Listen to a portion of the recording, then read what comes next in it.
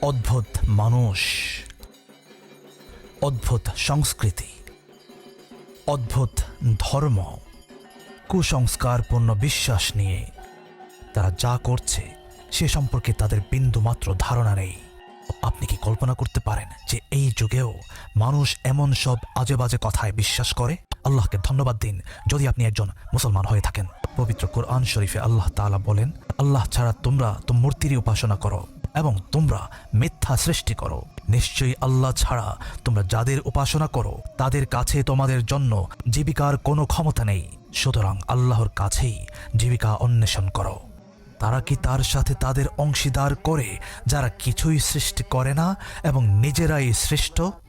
নিশ্চয়ই আল্লাহ ইবাদতে তার সাথে অন্যকে অংশীদার করা ক্ষমা করেন না, কিন্তু তিনি এর চেয়ে কম কিছু ক্ষমা করেন যাকে তিনি ইচ্ছা ক্ষমা করেন।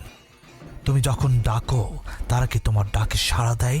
অথবা তারা কি তোমার উপকার করে কিংবা তোমার ক্ষতি করে?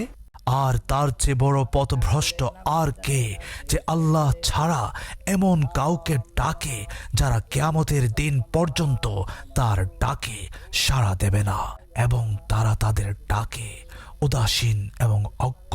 আল্লাহ তাআলা বলছেন, আজ আমি তোমাদের জন্য তোমাদের ঈমানকে পরিপূর্ণ করেছি, তোমাদের প্রতি আমার অনুগ্রহ সম্পূর্ণ করেছি এবং ইসলামকে তোমাদের পথ হিসেবে বেছে নিয়েছি। আর যে ইসলাম ব্যতীত অন্যকে দিন হিসাবে চায় তার কাছ থেকে তা কখনই গ্রহণ করা হবে না এবং সে আখিরাতে ক্ষতিগ্রস্তদের অন্তর্ভুক্ত হবে।